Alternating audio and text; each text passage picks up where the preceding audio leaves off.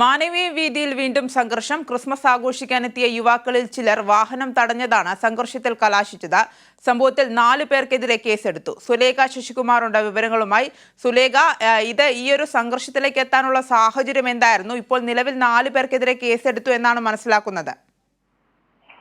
ആര്യ, ഇന്നലെ ക്രിസ്മസ് രാവിലാണ് ഇത്തരത്തിലുള്ള ഒരു സംഘർഷം വീണ്ടും മാനവീയ വീതിയിൽ ഉണ്ടായത്.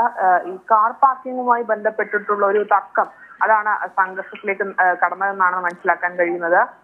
ഇന്നലെ വാഹനം നിരോധിച്ചിരുന്നു. മാനവീയ വീതിയിൽ കൂടിയുള്ള വാഹനങ്ങൾക്ക് നിയന്ത്രണം ഏർപ്പെടുത്തിയിരുന്നു കോർപ്പറേഷൻ.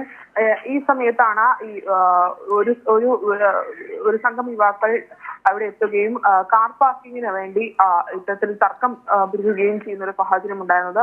ഈ തർക്കം പോലീസ് എത്തി രമ്യമായി പരിഹരിക്കാൻ ശ്രമിച്ചെങ്കിലും ഈ ഒരു തർക്കം ഒരു സംഘർഷത്തിലേക്ക് കടക്കുകയായിരുന്നു.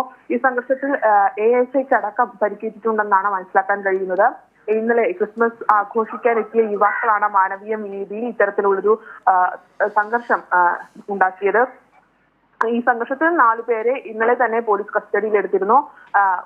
പോലീസിനെ ആക്രമിച്ചു എന്നുള്ളതാണ് ഇവർക്കെതിരെ ചുമത്തിയ പ്രധാന കുറ്റം എന്ന് പറയുന്നത്. അതിനൊപ്പം തന്നെ സംഘർഷം സൃഷ്ടിച്ചു, മാനവീയ വീതിയിൽ സംഘർഷം സൃഷ്ടിച്ചു എന്നതടക്കമുള്ള കേസുകളും ഇവർക്കുണ്ട്. ഇന്നലെയാണ് ഇത്തരത്തിലുള്ളൊരു സംഭവം മാനവീയ വീതിയിൽ ഇന്നലെ വീണ്ടും ഉണ്ടാകുന്നത്. സംഭവത്തിൽ പോലീസുകാർക്കടക്കം അപകടം പറ്റുന്ന ഒരു സാഹചര്യം ഉണ്ടായിട്ടുണ്ട്.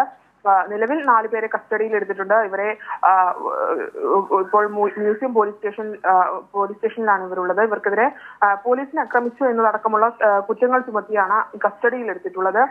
നേരത്തെ പറഞ്ഞതുപോലെ തന്നെ പോലീസിനടക്കം ഈ ഒരു സംഘർഷത്തിൽ പരിക്കേൽക്കുന്ന ഒരു സാഹചര്യം ഉണ്ടായിരുന്നു. ക്രിസ്മസ് ആഘോഷിക്കാൻ എത്തിയ യുവാക്കളാണ് ഇത്തരത്തിൽ മാനവീയ വീതിയിൽ ഈ കാർ പാർക്കിങ്ങുമായി ബന്ധപ്പെട്ടിട്ടുള്ള ഒരു തർക്കമുണ്ടാക്കിയത്.